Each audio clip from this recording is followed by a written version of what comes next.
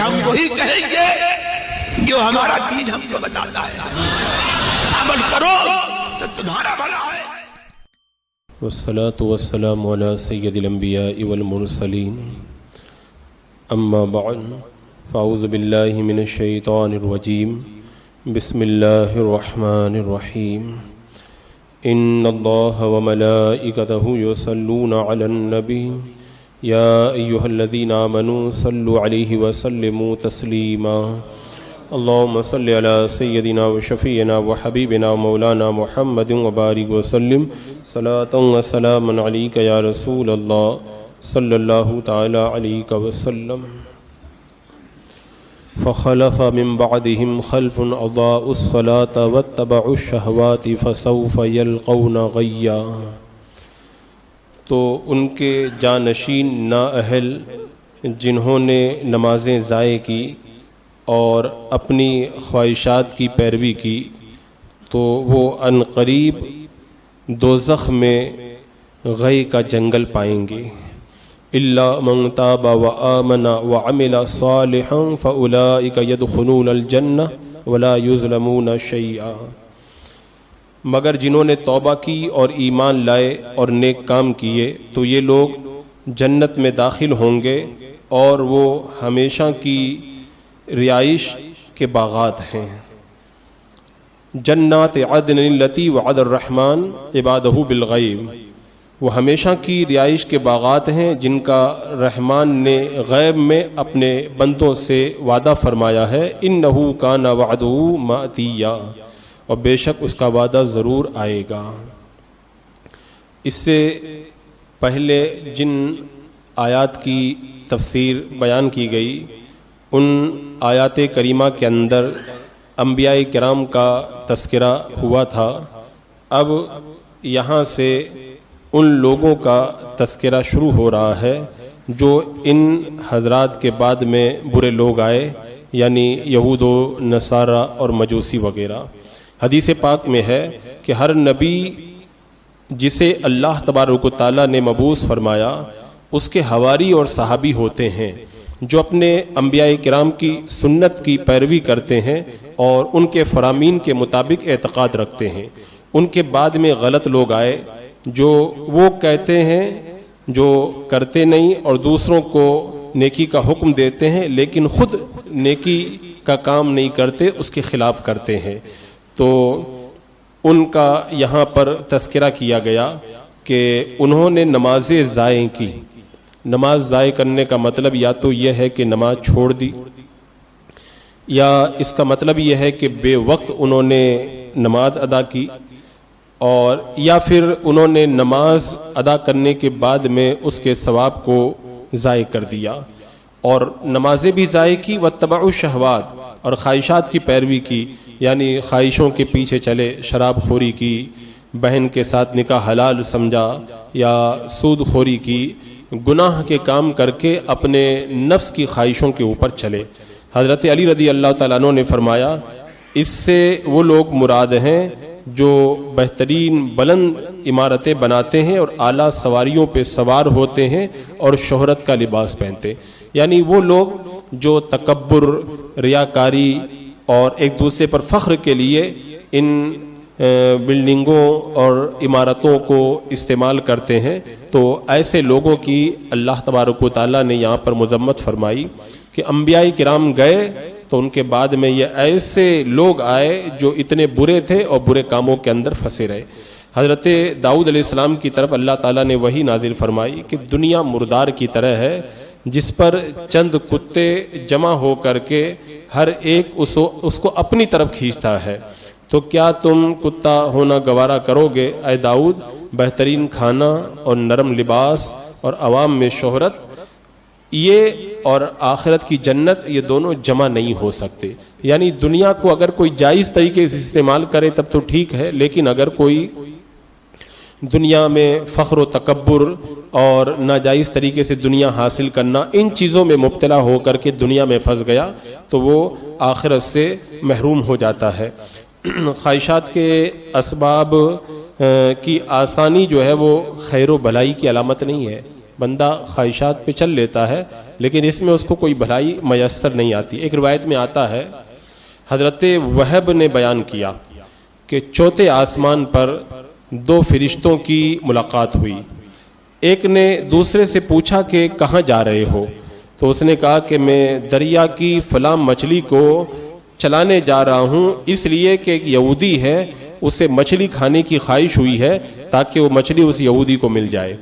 دوسرے فرشتے نے کہا کہ زیتون کا تیل ایک بوتل میں ہے میں اس کو گرانے جا رہا ہوں اس لیے کہ ایک اللہ کا نیک بندہ ہے اس کو وہ تیل کی خواہش ہوئی ہے. آپ دیکھیں ایک اللہ کا نافرمان بندہ مجوسی جو اللہ پر، ایک یہودی جو اللہ پر جیسا ایمان لانا چاہیے ویسا ایمان نہیں رکھ رہا ہے، وہ مچھلی مانگ رہا ہے تو آسمان کا فرشتہ دریا کی مچھلی کو چلانے کے لیے آ رہا تاکہ مچھلی اس کو ہاتھ آ جائے، اور اللہ کا نیک بندہ زیتون کا تیل چاہ رہا ہے تو فرشتہ اس تیل کو گرانے کے لیے آسمان سے آ رہا ہے.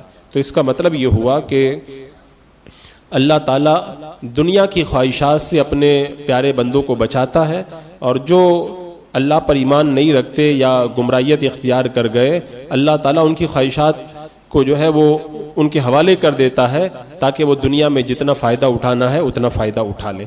تو اللہ تعالیٰ نے یہاں پہ بیان فرمایا کہ یہ لوگ آئے نمازوں کو ضائع کیا اور خواہشات کی پیروی کی، تو اللہ تعالیٰ نے ان کا وبال کیا بیان فرمایا، فَسَوْفَ يَلْقَوْنَ غَيًّا، وہ عنقریب غے میں ڈالے جائیں گے.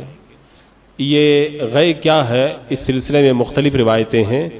بعض مفسرین فرماتے ہیں کہ غے جہنم کی ایک وادی ہے جس کی گرمی سے جہنم کی دوسری وادیاں بھی پناہ مانگتی ہیں، جسے زانی اور شرابی اور سود خور اور جھوٹے گواہ اور والدین کے نافرمان اور نماز چھوڑنے والوں کے لیے اللہ نے تیار کیا ہے.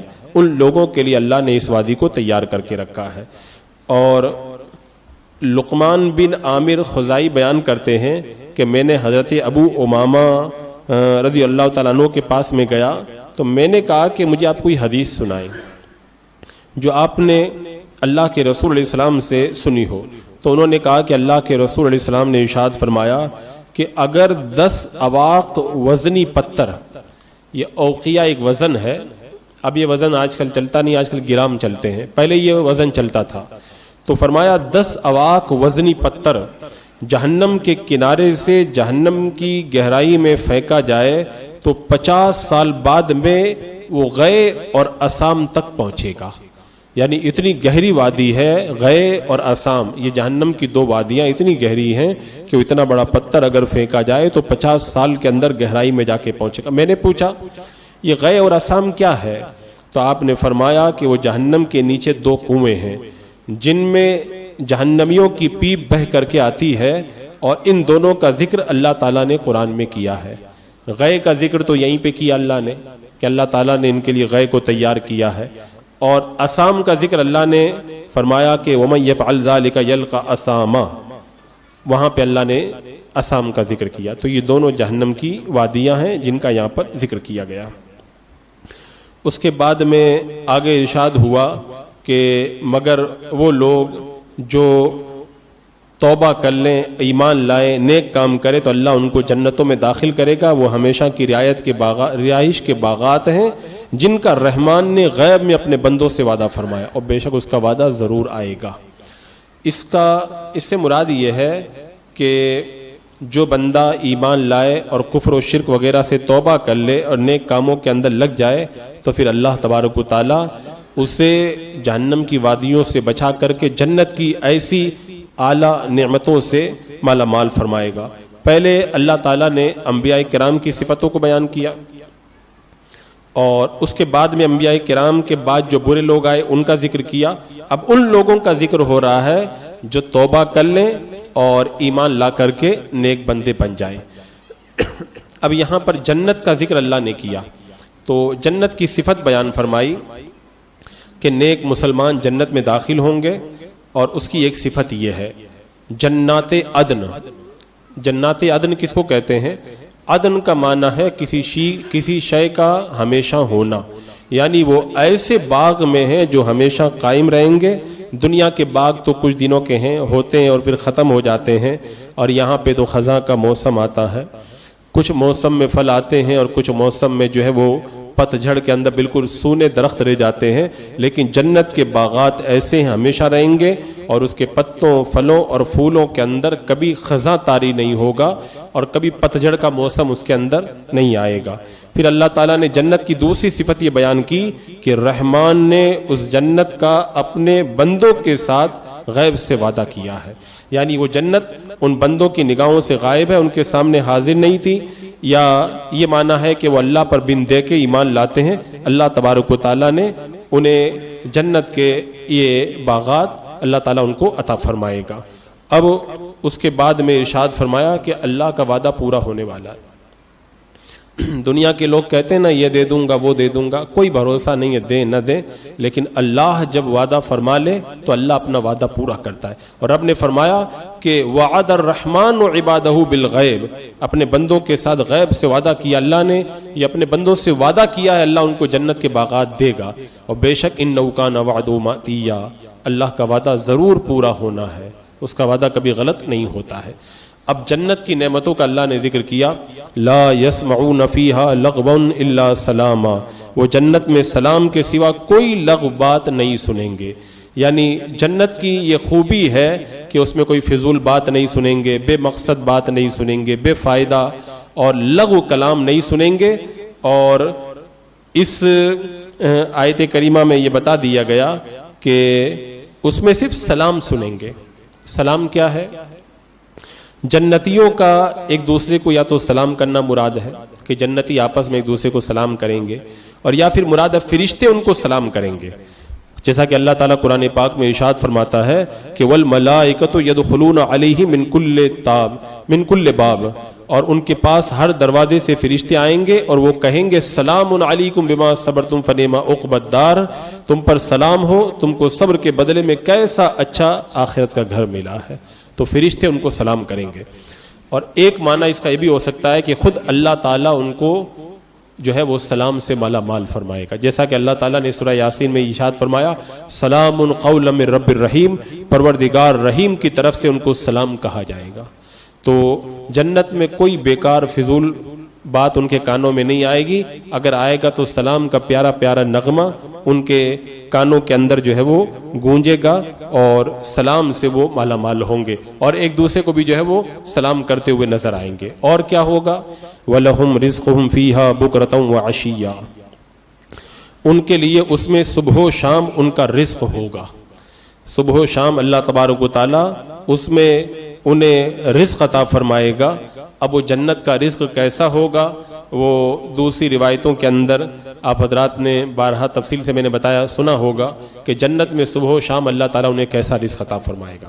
پھر اس کے بعد میں فرمایا تلک الجنت التی نورث من عبادنا من کان تقیا، یہ ایسی جنت ہے جس کا وارث ہم اپنے بندوں میں سے اس کو بنائیں گے جو پرہیزگار ہوگا۔